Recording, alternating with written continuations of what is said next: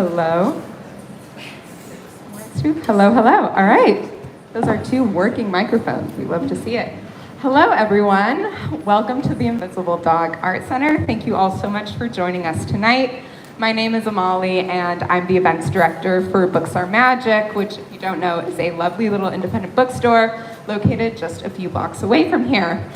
We are so excited to be hosting tonight's event, but before we get officially started, I just have a few housekeeping notes to get out of the way. First, I want to give a huge thank you to the Invisible Dog for allowing us to use their space for this event tonight. They've got an incredible exhibition right now by MFA students at the School for Visual Arts, and they've got an incredible program of events and programming, so definitely check that out. If you need to use a restroom at any point, they are through the doors on my right, your left, in that corner of the room. Towards the end of tonight's talk, we will be doing a hand-raised audience Q&A, so please start thinking of questions to ask and hold on to them.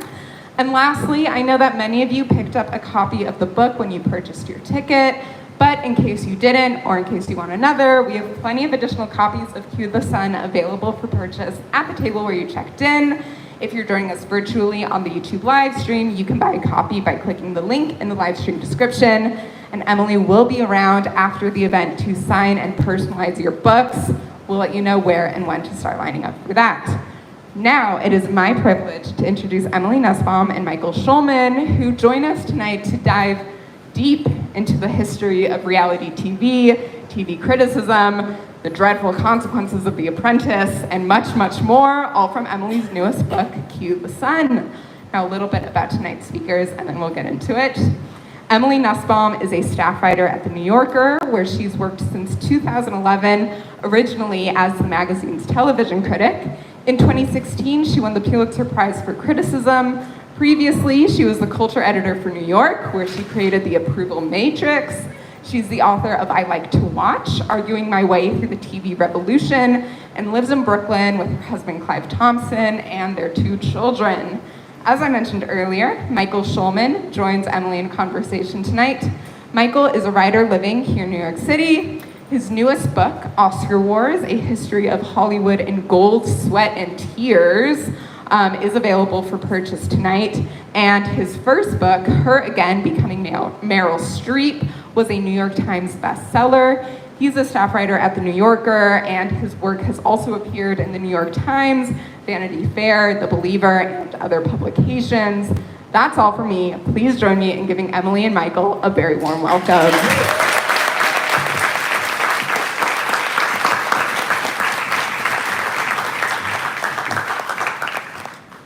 Hello, hi Emily. Hello, hi everyone.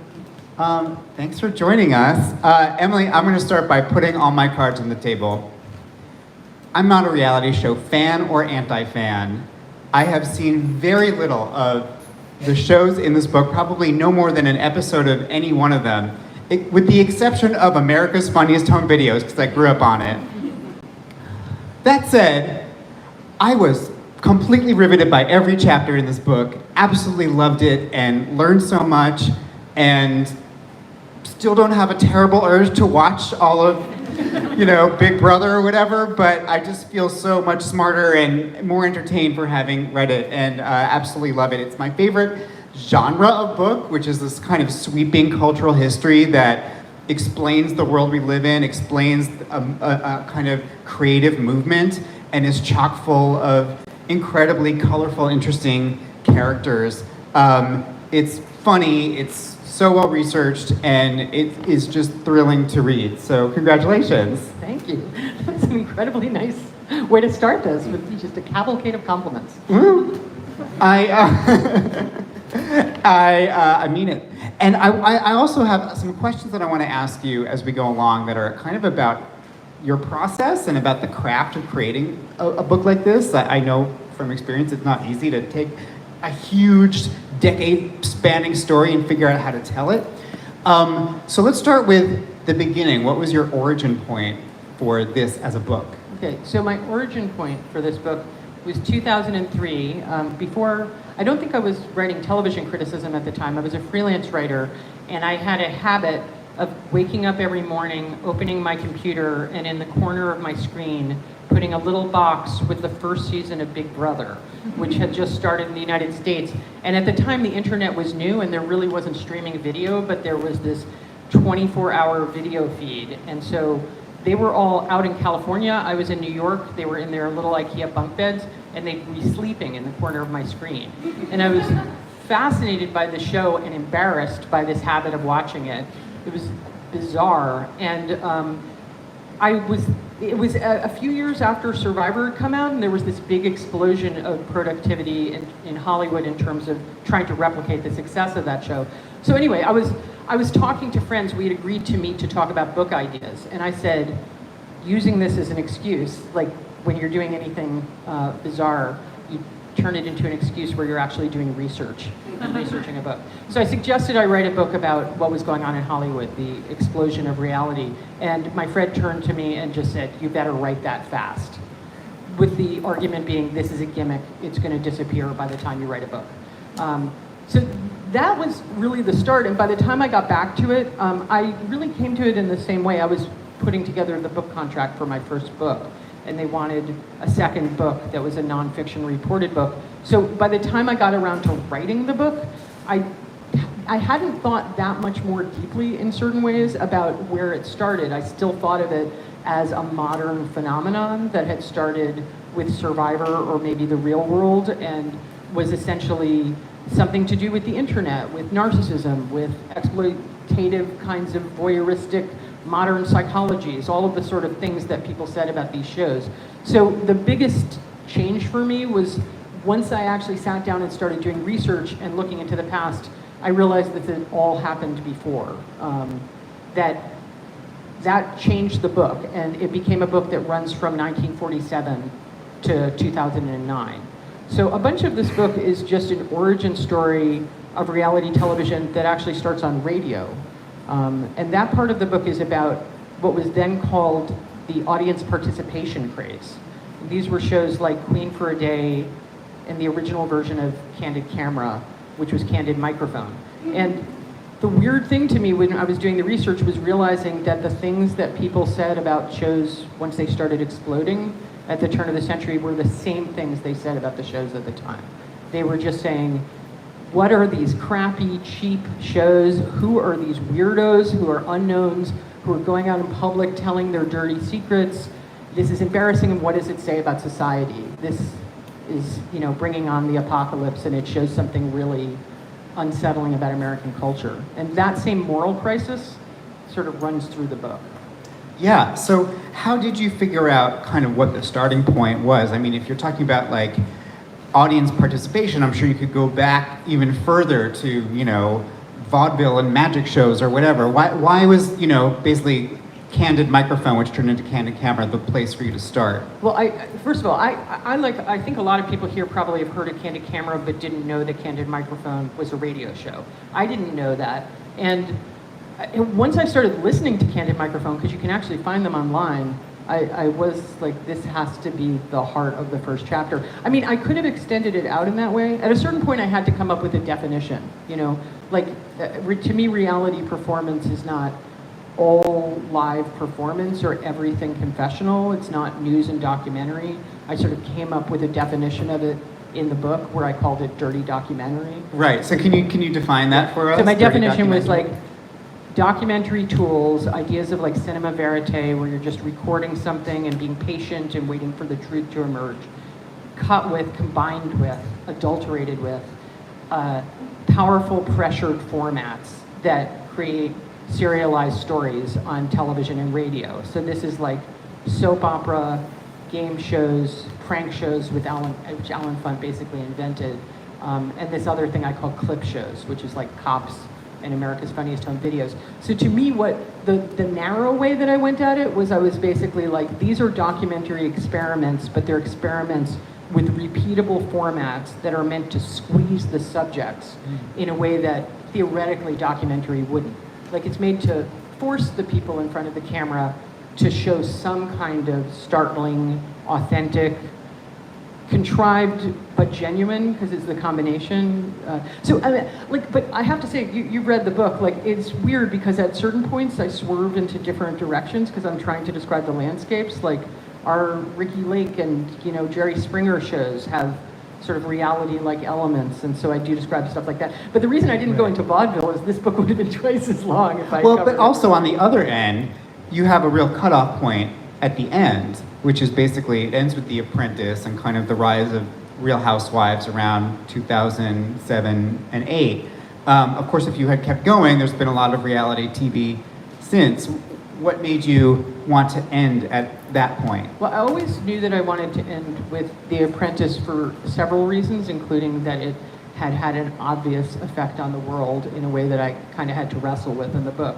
But also that marked the period that reality was no longer a series of experiments, and it was an actual, it was an industry. And that a lot of this book is about the invention of a workplace, like jobs that had never existed, and by the time they made The Apprentice, those were real jobs, like those were skilled professionals.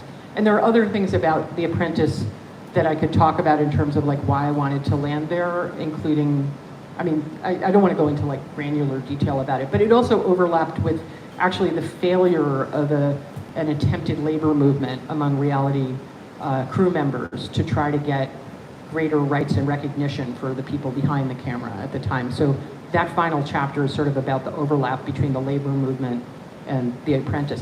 But I cheated because that was my original plan. But at a certain point when I was writing about Bravo, I started pushing it back because I knew I needed to have more about the housewives because they're so significant. And initially that wasn't a big part of the book. Like I covered Queer Eye and Project Runway and the origins of Bravo, but I kind of only briefly wrote about. You need housewives, clearly. Yeah, Even I know that. So like late, it was kind of late in the process that I started interviewing people about the housewives and kind of adding that. And also I was obsessed with RuPaul's drag show, Drag Race, and I interviewed Fenton Bailey and Randy Barbato from World of Wonder. And I basically, it was sort of like I just pushed out the back of the book a little bit, right, so that it's mostly chronological, but the Bravo chapter gets a little wonky because I want to include all this other stuff. But yeah, I ended up,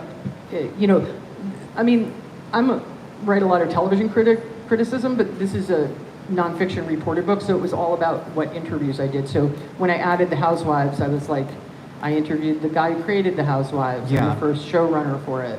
And then they told me this fakakta story about the housewives, so I interviewed one of the teenage boys who was on the show about what happened. But I think there are other books that go more detail about the housewives, so if people are reading it for that, they're not going to get what they want. It's just the truth. There was like limits on how much. I want to hear about your research process. You interviewed what, 300 or so people? More than 300 people. For people who were, say, on a reality show 20 years ago, I know how to reach like celebrities. You look up their publicist or their agent or something. Was it hard to find these people? It was easy. It was great. Actually, the main thing that changed was at the beginning of it, I was planning to go out to Los Angeles and interview a bunch of people in person, and I did a few early trips that were overlapping with other work, because I was actually working on the Fiona Apple profile that I did, and so when I was out there to interview her, I was also doing some interviews. So there are a few interviews in the book that were in person, like John Langley, the creator of Cops. Mm-hmm. I was the last person I talked to before I flew back to New York, and then the COVID Wait, how long did you actually have before the pandemic started? I'd gone out there in December, and then I went out there. That whole period is such a blur. When did the office shut down? Like, 'cause that's like March. March I had gone out like the week before. I flew back on a red eye, closed the Fiona Apple piece in the office, and the next day the office shut down and the country shut down, and I got COVID. But after that, I did all my interviews on the phone. So I had interviewed a couple of people out there, but then it was all on the phone. And I always make this joke where I go, like, there was one advantage to this, which was everybody was home. Right. Which is true. And initially, I have to say, I found it surprisingly easy to reach people. Among other things, I'm a very online person, and I got on Twitter and said, I'm writing a book about reality TV. So a lot of people contacted me, and just people who had all sorts of different positions on shows. I set out to contact certain people I knew I needed to reach, like, Mike Darnell, who's a big figure at Fox, and John Murray. I had interviewed in person, who he and Mary Ellis Bunham created The Real World. But, I know that you probably felt this way on your book as well, but it's just part of it was the confusingness of organizing so much research for it. There were people I had more difficulty reaching. I mean, the internet is so wonderful for this because you can just... Who is like the white whale that you got? Well, anyone? It's weird because it's highly specific situations. Like one of them was I wrote the chapter on Chuck Barris, who did the dating game and the Newlywed Game and the Gong Show, but because that was people were older, and I had written the initial draft of that chapter mostly off his crazy memoirs, which are filled with, to put it lightly, inaccurate information, and then a whole bunch of other stuff wound into it. But it was the one chapter where I felt like you needed the voices of people from the time, because the method of the book is very much like first seasons and reactions at the time. Like I'm trying to capture the dynamic when the show came out. So I had to try to reach people who worked with Chuck Barris, and I did all of this searching online. You know, they're all very elderly and had retired, but the one I was most proud of was, you know, the couple where there's a producer who was his close producer on the show, had married a woman that he worked with on the show. They'd retired and moved out east, and I was just Googling different combinations, and I found her Etsy shop.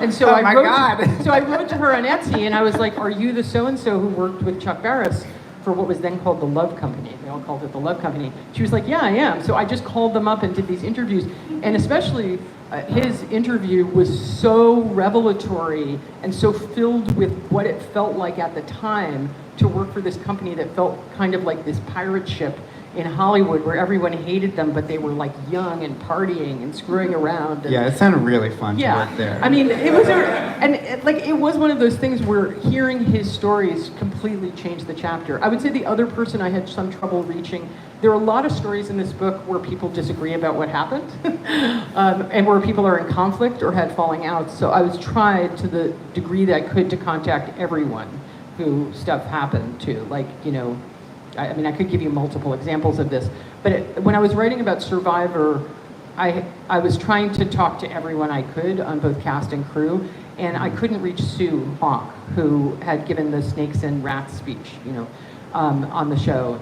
And she kind of dropped off the radar, like she wasn't reachable online. I tried different methods, and then I eventually called, I found one profile of her where the guy visited her house, and it was the only thing that wasn't just like a Q&A. So I looked up that journalist's website, and he had retired, he's a teacher now, and I contacted him, and he still had her number, and he was great. He was very generously, like, he called her husband that day, and I talked to her the next day.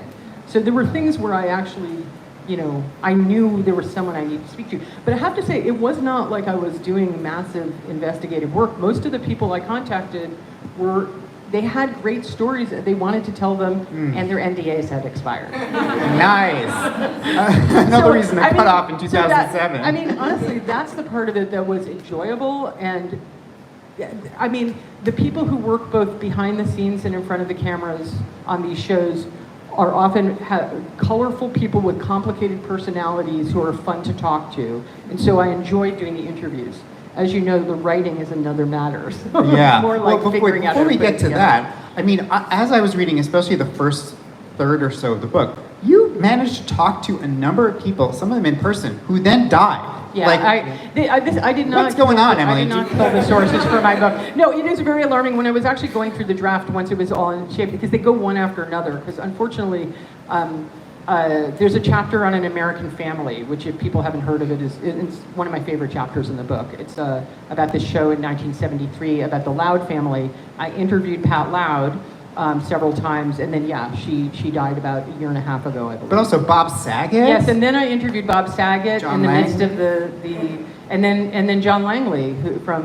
But the problem is, it really shows up in the book because it's three people. I interviewed a lot of people who did not die, but those three people, the interviews go one after another because, like, Pat is at the end of the American Family chapter, and the very next chapter is about the 80s, about the 82 shows that came out in 89, and it was America's Funniest Home Videos and Cops, and both of my central sources for them died. Right. Bob It does Saget thing is sort of just seem like horrible. you're getting deathbed confessions. Yeah, that was not my intent. So, and I had no involvement. So, another thing that the pandemic resulted in was you getting long COVID, I believe, Yeah. and having to write this book while also having to fight against. I don't want to kind of go brain into I don't fog. want to go into massive detail about this, but I have to say the first I'm feeling much better now. But yeah, I mean it was just a confusing period. I'm sure this is not just true for me, but like you're isolated while you're writing a book. I was concerned about what was going on with me in terms of my health. My husband is at the back of the thing. It was just like it was like a very difficult period, especially because especially the writing process, because it was just one of these things where I'm like, is the problem with me my brain? Is the problem with me the fact that this is a first draft? I don't know what's going on. But as with a lot of long, complicated books, like it took a couple of drafts for me to actually get the voice, the tone in place, because the tricky thing to me about this book is it's not a pro or con reality book. Like it's not a celebration or defense of reality TV, and it's also not a denunciation put down. And so trying to find the right voice and trying to tell people's stories and get their voices to come alive, but also to have my voice in there as like a critical voice. I mean, that was the tricky thing. So I can't blame that all on long COVID. I have to say the one piece of advice that people gave, did people tell you this for your book? When I started this book, I was like, oh, I've never written this kind of book before. And people said, well, you've written 10,000 word, 11,000 word reported pieces, and this is just like 12 or 13 of them. And so I sat down, I was like very comforted by that, and it was completely wrong. Yes.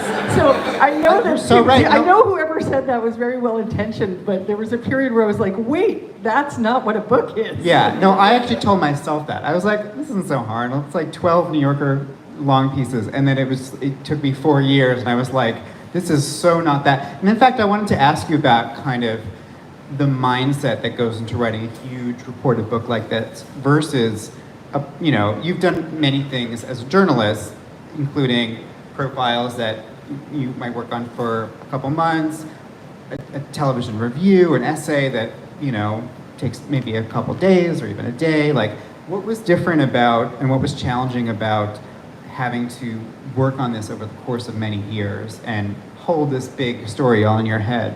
I mean, I would say the most difficult thing is just figuring out how much to include and how much to leave out, because it is just kind of an accordion process.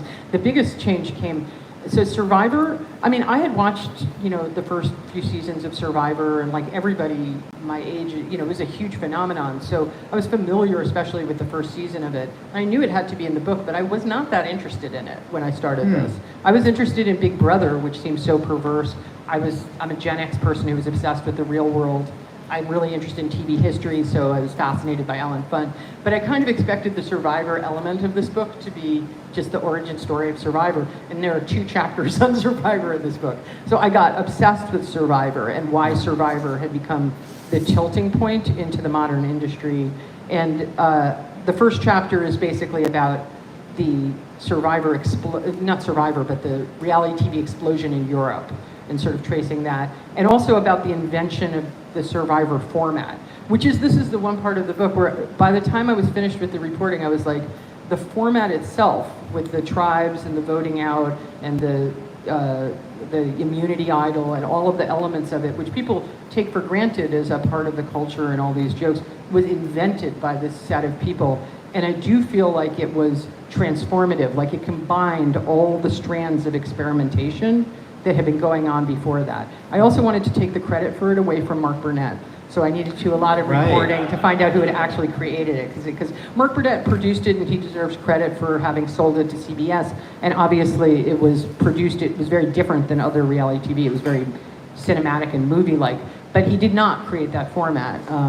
So tell us about who did. Charlie Parsons, who is this British producer, there's so many rabbit holes in the book where it was kind of like, how much to include on the history of Charlie Parsons? But it was like Charlie Parsons, who was part of these weird go proto-reality quasi-news shows in London, created it. But actually the original idea for it, there was these little segments on his show where they sent people to an island, actually came from something else, which was a Scottish radio show which is going to sound strange, but there was a Scottish radio show where they sent a set of people into the wilderness with nothing but a survival guide, and then they would call in every day to say what had happened.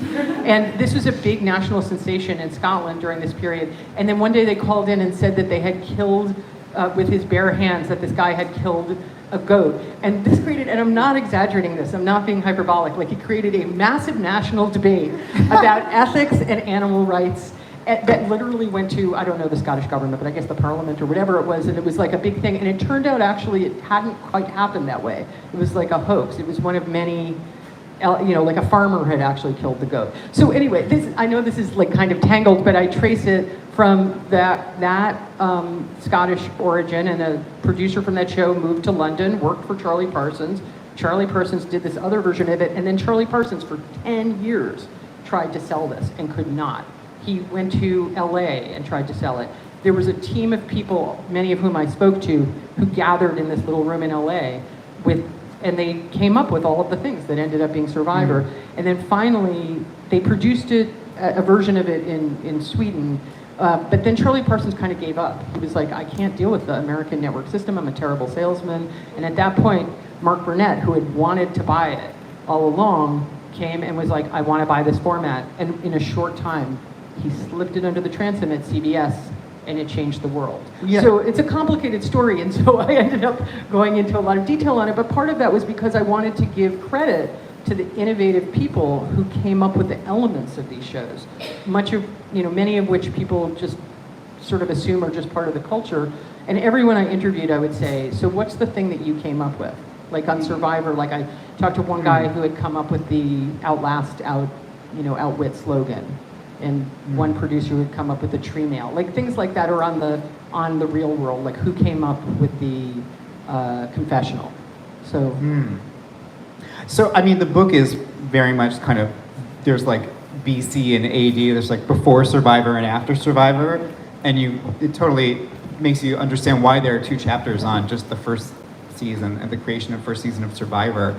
The first half of the book kind of has these sort of scattered projects across many decades, and then suddenly Survivor hits, and it's like everything's happening once. You call it the explosion. I would say first the Real World hit in '93, mm-hmm. kind of marked the beginning of modern reality television rather than all of the experiments that came before. But then, Survivor came and kind of wove things together, and then set off a gold rush of people wanting to imitate it. But do you think that's why that happened, or was there something in the culture that sort of made that the right moment for this idea to catch on? It happened at the same time as the internet sort of exploded, so you can't, I always say this thing about TV where it's simultaneously an art form, an economic structure, and a technology, and so you can't talk about one without the other, and that's even more true with reality television. So every stage of reality was often driven by changes in the technology, like a portable tape recorder came out, so Alan Funt was like, I don't have to let people know they're being recorded, and I can record them secretly, like once he could carry it around. That's what created the prank show. So similarly, like the internet changed the dynamics for the audience with TV, but I can't, I can just tell the story. I can't say for certain what would have happened. But I do know that everybody I talked to, like the hardest part of, in certain ways, of writing the book was the period after Survivor, because up until then, I'm just telling the story of a series of creators and their inventions and how it happened and all their stories. After Survivor, there were like hundreds of shows pouring out for the next few years, so it was hard to figure out which subgenre, like celebutainment and militainment and different kinds of talent contests and stuff like that. Right. But when I talked to people from that period, they all talked about Survivor as the thing. It's funny because Big Brother was also a big influence, but the first season of Big Brother was a huge flop in the United States. Can you explain kind of why? It's so interesting. It was a huge hit when it first came out.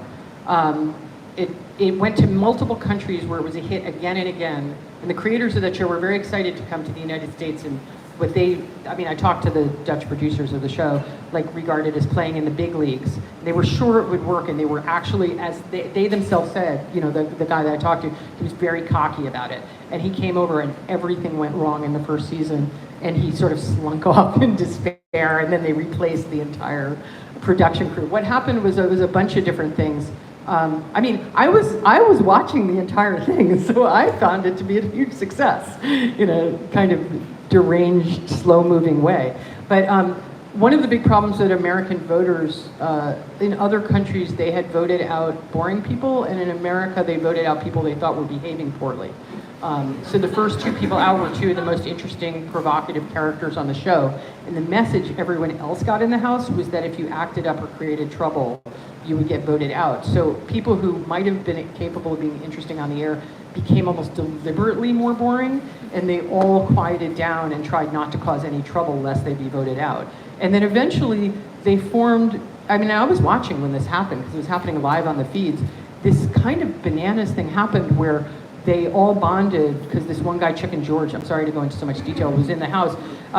He presented to them this idea that they should all walk out together of the show on the air. And this was happening on the live feeds as I was watching it. I would call this the first reality television union. And they strongly talked about the idea that if they walked out, they would send a message to the world. I mean, George was kind of caught up in conspiracy theories. He was saying, I've discovered the secret meaning of the show. Like, we are meant to learn this, like it was almost a spiritual thing. We're meant to walk out. Not everybody else in the house thought that, but they were having a serious philosophical conversation of like, this show is designed to be cruel and turn us against one another, and we're gonna reject that and walk out. And George argued, and then we'll create our own brands and we'll be famous in a different way. Mm-hmm. And the truth is, you know, if they had done it, I don't know what would have happened, and people probably would have laughed at it, but it definitely would have been part of history in a different way. Instead, they did all the things that you would do. They separated them, and they convinced one person to back out, and you know, the whole thing fizzled away, so they did not. I mean, this is part of a very fascinating recurring theme in the book, which is people who were part of the first season of something telling you, well, we were the only real season, because then after that, everyone who came on had seen the show and sort of knew how to play to it. But I don't know, do you kind of buy into that? There's something about the first season of something that... Well, I think part of it is an identity thing. People who are on first seasons of things are proud of even if they suffered, even if they experienced real trauma on the show, they feel proud of their role as pioneers, so I understand that. And also, you know, people's attitudes toward the reality genre vary among people who made it, so some people are saying, our show is the only real show, all the other shows are fake. So I would have lots of interviews where people would say that. But the other thing that's repeated is this scenario of people on the cast rebelling against people on the crew. Like, this happens a lot in the book. This first season of The Real World almost broke down. Like, the set was shut down as they had this big argument because it was like a very Gen X season of TV, and they were very concerned about the idea that both the cast and the crew were concerned about, like, is this a game show or a documentary? Are you doing things to interfere?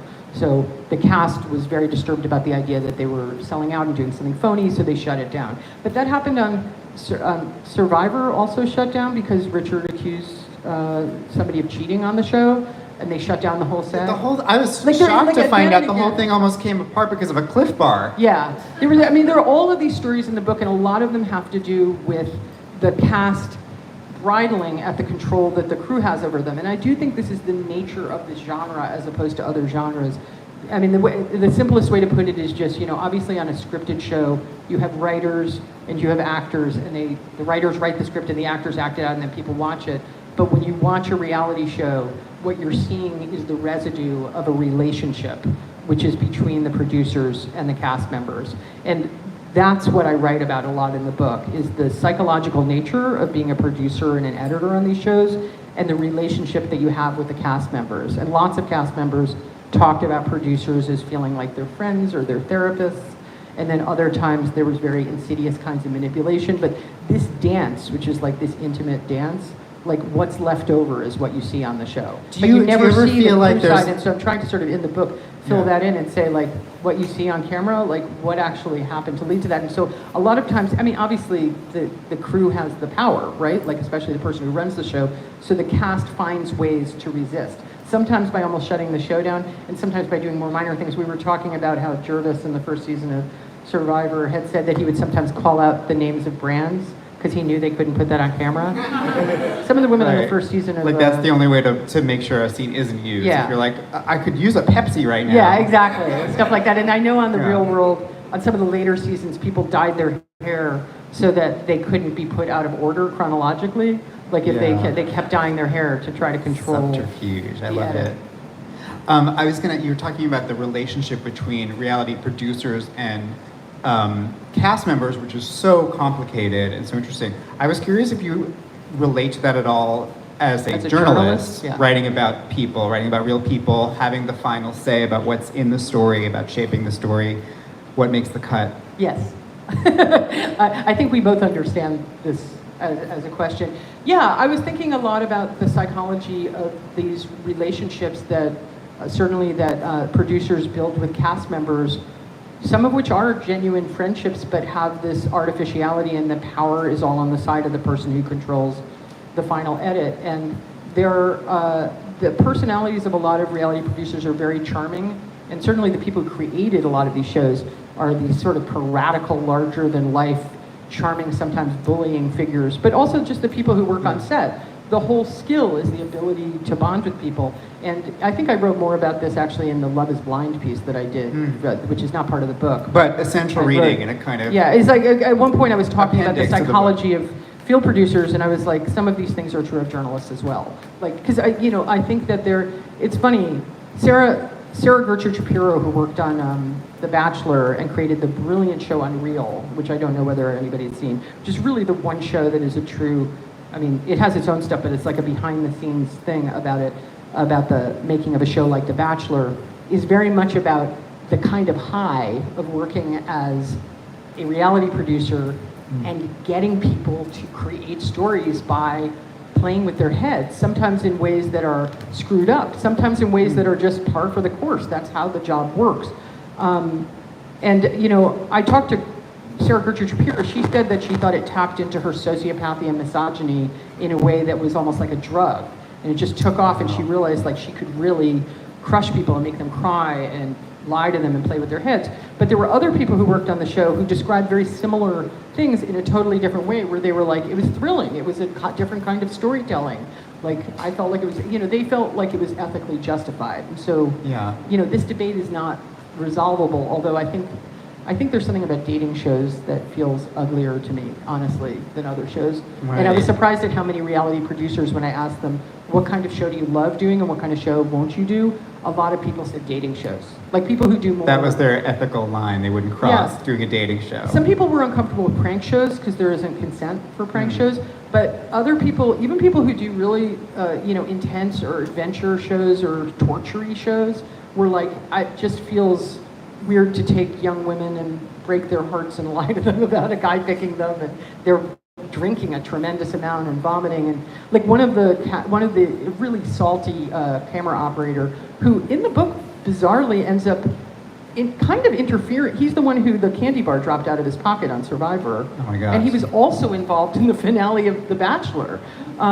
So he's like a big presence in the book. But he's not some sort of soft touch emotionally, and he can talk really crudely about women, but he said that he was very uncomfortable with a lot of the dating shows he worked on, because he just felt like the vulnerability of some of the people that he was filming, where he felt like he was like, they were putting hidden cameras on the beach. Yeah. Yeah.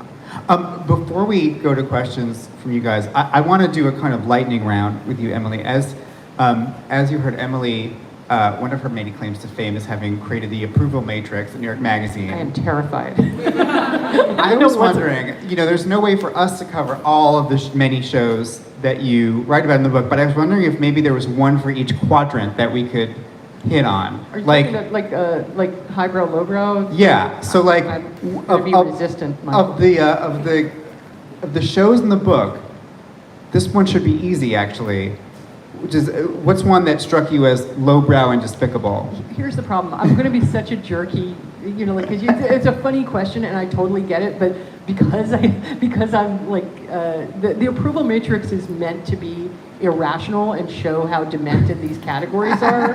Like the whole point of the approval matrix is that you put all art forms on it, and suddenly you're like, wait, why is opera considered highbrow? Like how you can have a horrible opera and you can have a great comic book, and it's sort of meant to push back at the person watching and go, why did they put the dot there? Why did they put the dot there? So I don't want to reify the categories, But there are some, you do as... by placing things in them. There are shows, this isn't a book of criticism that would be like, I like this, I don't like this. But I think when you read it, you can tell there are shows, that I feel more warmly toward, and shows that disturb me, and that I don't like how they were made, or there's something ugly about them. So it's not like I would say that I don't, but I just would have trouble saying, what was the show you were going to say? Well, I was just going to say there were a bunch that you seem to viscerally find kind of disturbing and unethical and gross as you're describing them, and others that are more like works of art. So I'm kind of just sort of getting at what are some of your, as you surveyed this incredibly vast genre. Which are the shows that that you were most repelled by and most sort of enthralled by? Well, the ones that I was most enthralled by were An American Family, which is I think I talked about a little bit before, and we talked about this somewhat, which is a show I'm fascinated by and I want to draw attention to because I think it's so historically important. And it was meant as a documentary in 1973 for PBS about this family in California, the Louds. Pat Loud asked Bill Loud for divorce, and Lance Loud was really the first gay man on television. And so Lance Loud, my favorite character in this entire book. I'm obsessed with Lance Loud. I want to know everything about him. I want to travel back in time and hang out with him. He's amazing. He was really an amazing figure, and there's a theme that runs through the book a little bit about like the queer quality of reality television and the idea of the public gay man as kind of, that runs through different people like Pedro Zamora on The Real World and Richard Hatch on Survivor and a lot of creators of the shows. Yeah. But even leaving that aside, I'm very interested in An American Family, which was made as a documentary, received as a reality show. So that's one of, but it feels weird to put it in a highbrow. I wouldn't sort of put it up and down the chart. So I'm very fond of the third season of The Real World, but I'm also very fond of the first season of The Real World. This is just a generational thing. And I love Queer Eye for the Straight Guy, and I love talking to the guys who made the initial season, 3 of whom weren't out when they... I know, it's incredible. So nuts. How was Carson Kressley not out? Yeah, he was one of the 3 people was Carson. He was not out to his family. He had to come out to them because he was going to appear on the cover of TV Guide on a show called Queer Eye for the Straight Guy. So he said that it made his coming out a great and celebratory because it was part of his success. So for his mother, it was like her friends being like, "You're famous." So like it was like famous and gay were connected for him on the show. So those are some of the shows that I felt the most warmly about. I'm trying to think of as I said, the dating shows like The Bachelor, Joe Millionaire, and My Big Fat Fiancé, where I talked to people who worked on that show. Those shows, I find them, I do. I find them grosser than I expected to, actually. I was never a huge fan of those shows, but the making of aspects of it. I talk to people who defend them in the book, and I try to present their perspective fairly. But there's a lot of stuff that's in the middle, and there are shows that are just bananas that I was obsessed with just because the story's good, Like they did, like Manhunt, that disastrous show where the... Oh my God, yes. It's like nobody's ever... a lot of the shows I'm most interested in are shows that people have not necessarily heard of, but we need to take questions too, but tell people if they don't know the premise of Manhunt. The premise of Manhunt was a Survivor imitator show made very cheaply that was supposed to be about bounty hunters. John Cena played one of the bounty hunters. And it was meant to be with, if I recall correctly, it was like an American Gladiators connected series. Anyway, it was made by people who had no idea how to make a reality show during the period where everyone was trying to make imitation shows. And I won't go into every detail of it, but everything went wrong that could possibly go wrong, and I kind of use it as an example of what was going on during this explosive period. One of the things that happened was they delayed the production for a week because there was this screw up with casting of the bounty hunters. So they, unfortunately for them, left the entire cast in a hotel near the set for an extra week. They promptly bonded, fell in love with each other, hung out, and partied the entire week. And at the end of the week, they told them, because there had been these financial changes in the production, that the prize money had been cut in half. So one night, one of them said to the other, because I talked to one of the cast, I talked to everybody involved with this thing. I talked to one of the cast members, and one night, one guy just said, "Why don't we all split the money? Like, we're all friends. Why are we competing?" So they literally conducted the show, and I talked to the showrunner of the show, and it was very frustrating because he was like, "Why is there no drama? Like, nobody is like competing and fighting. Nobody hates each other. They're all like rooting for each other." It was a nightmare. There were a bunch of other things. The head executives were so upset about this, they really tried to interfere with the whole thing. Anyway, it was a big disaster, and it ended in a series of frauds back in LA that were ultimately revealed, where they actually tried to film scenes in LA and make them look as though they were filmed in Hawaii, but there were cameras and they caught them doing this. My favorite detail in this is they were trying to find dramatic moments, and so the producer sent this other producer, like a lower down guy, to look at some footage they have of the people walking through the forest. But they had only sent cameramen out with them, and they had them trained by an official guy on how to survive. And he had told them to survive in the forest and get away from the bounty hunters, walk in single file totally silently, don't speak. So there were hours of footage of them just walking in single file silently.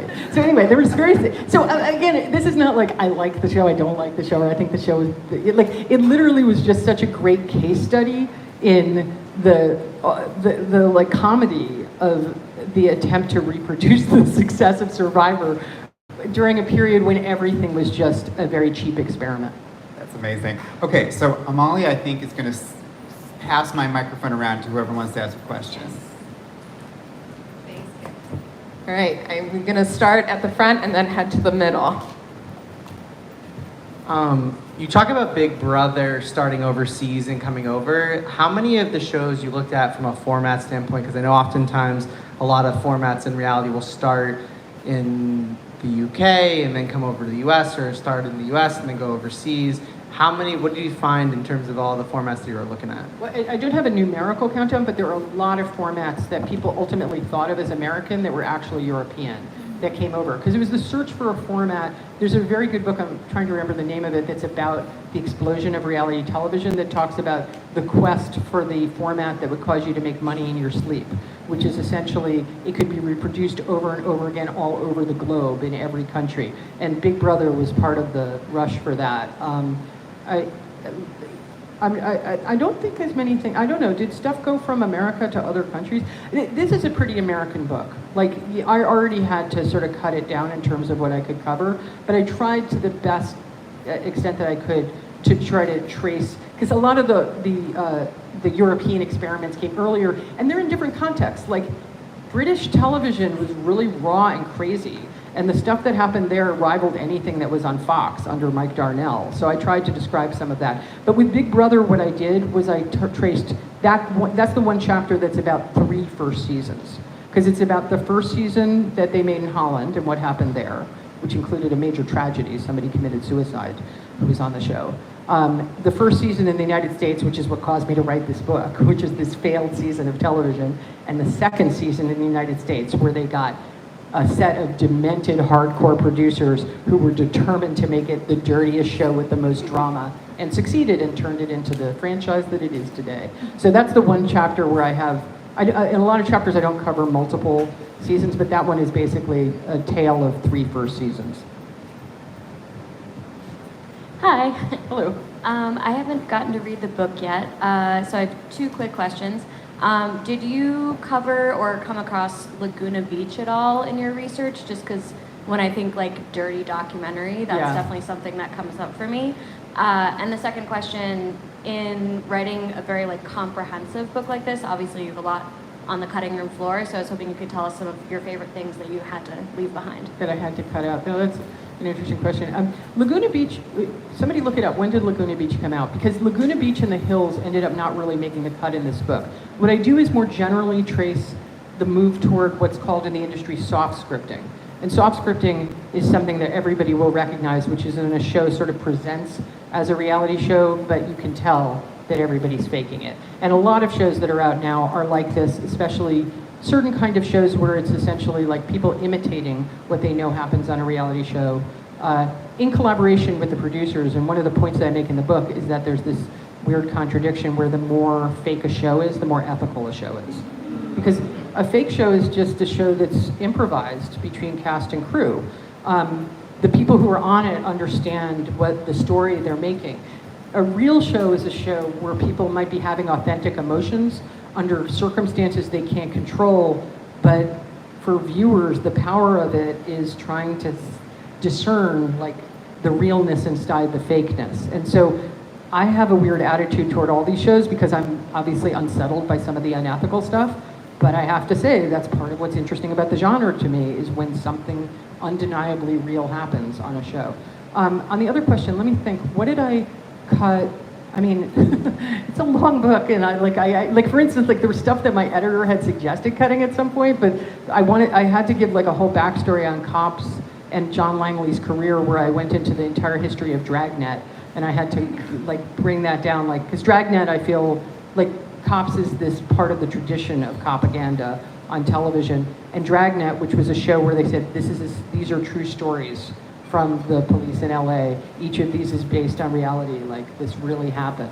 I feel like it was very connected. So I instead of telling you about what I thought and got in the book, but also all of these details about John Langley's previous career and these insane Just Say No video that he made, it's just not keeping. But I'm trying to think if there's something that there were some things like footnotes. You know, this is really terrible. I can't think of something I mean, there's nothing I really love that I had to cut like a little darling. There's stuff that I thought was repetitive or boring, and there's stuff that I know that other people probably wanted because I would have covered more shows.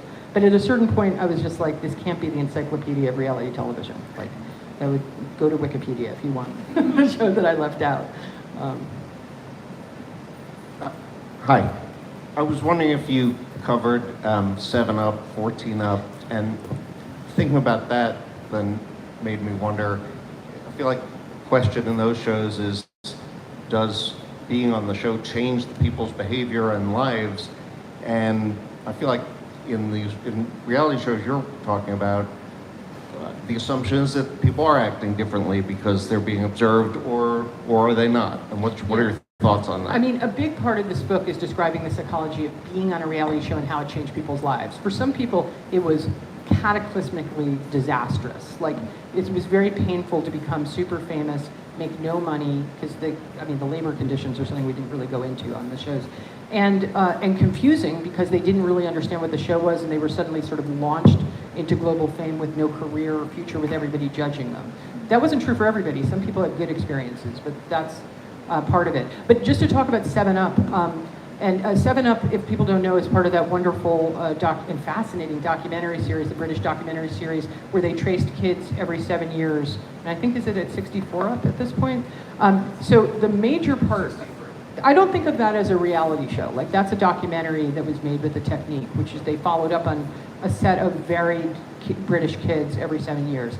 That had a huge influence on the history of reality, though, because John Murray, who created The Real World, when he created the shows he created, he first of all, he's the same age as the kids in 7 Up, and his mother is British, and he saw 7 Up at the time it came out and was really struck by this idea. He also, when he was 17 and not out as gay yet, he saw An American Family and was like, Lance Loud was just, as he was for many people, just a shock to the system. So those two documentaries had an enormous impact on many people who watched them. And when they created shows that people would think of as very different, less documentary, John described very, I thought really skillfully, what it felt like to see those shows during a period when they were so radical. Because they're different, because 7 Up actually does have interviews and a narrator, right?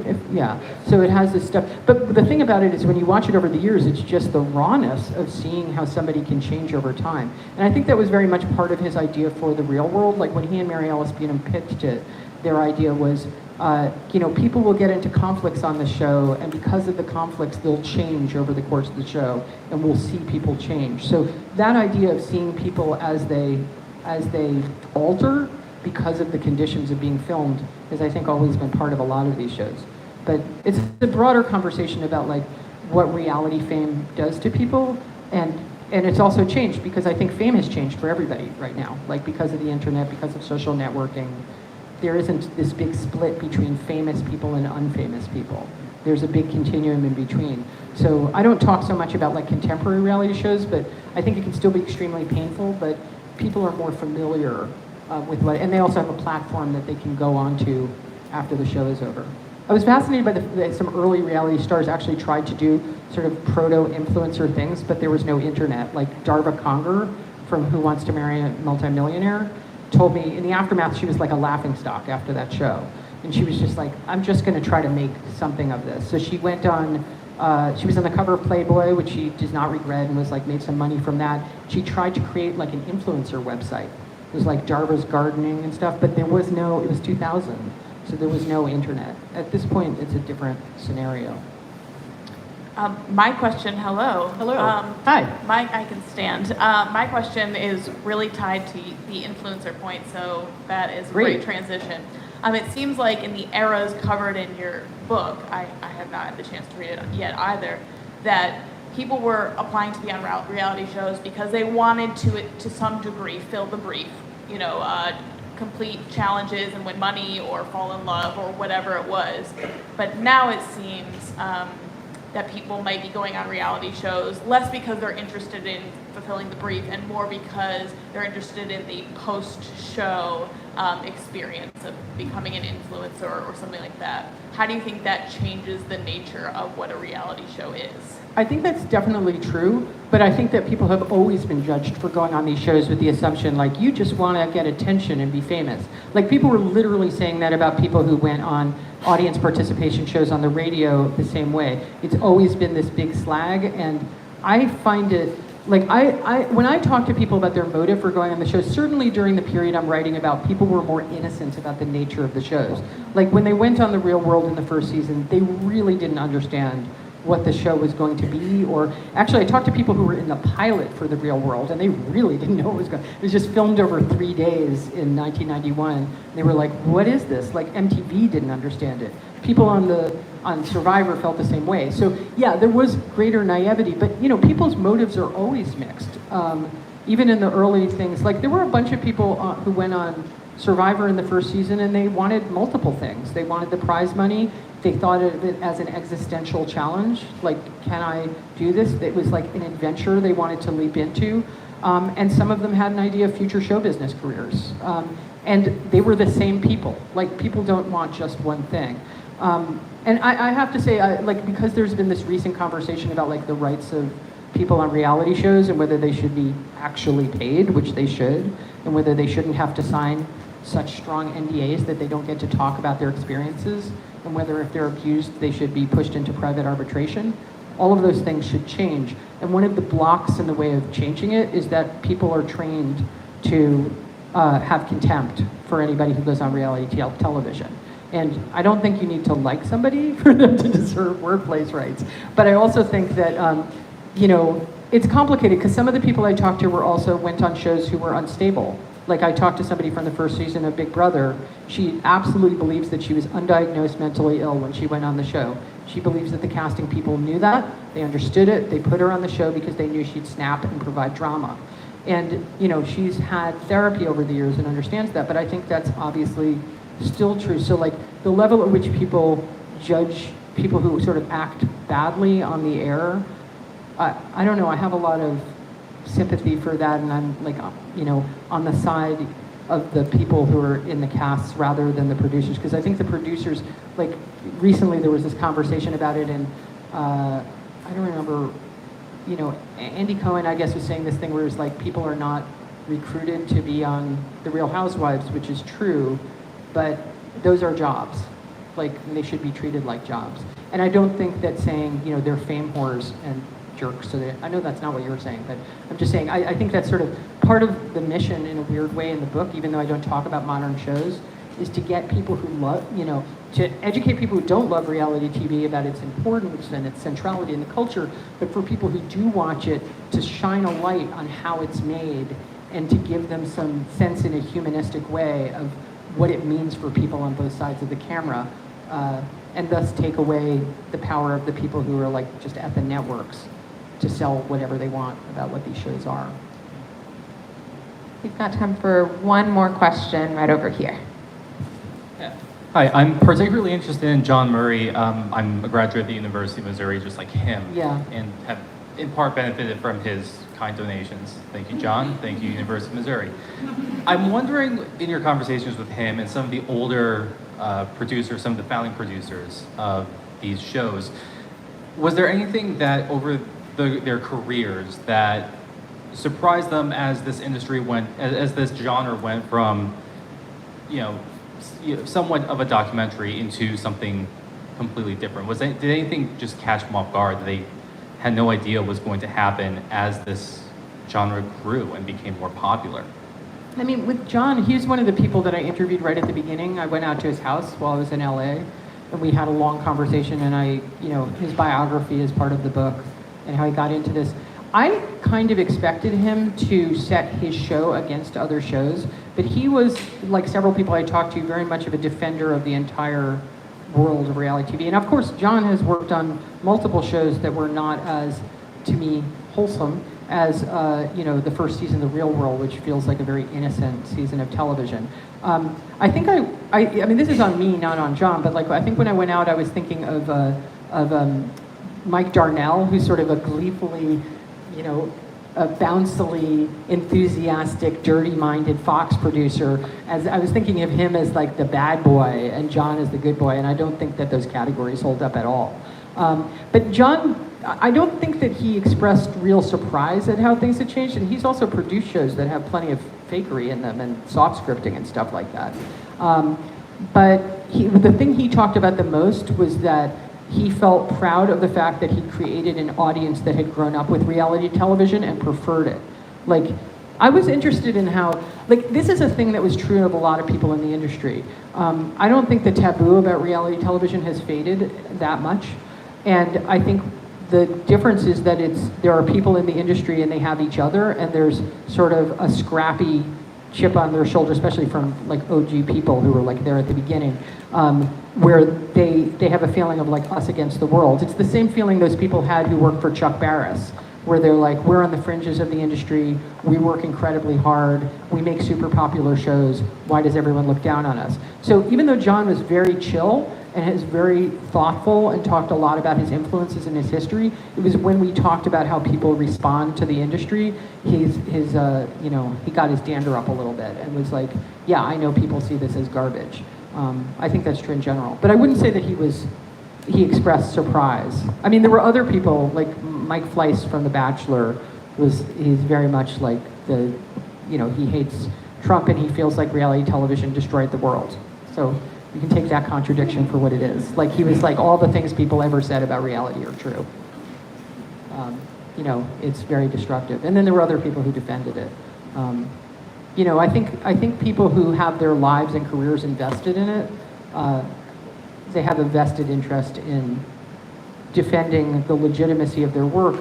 And part of why some people wanted to participate in this book, I think, is that they wanted people to understand the origins and the value of these jobs. That's true even if some of the things they were doing were ethically questionable. They're not something that they felt should just be sort of tossed out and treated as, a guilty pleasure.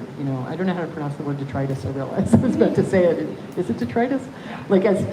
As junk to not be looked, they wanted it to be looked at thoughtfully.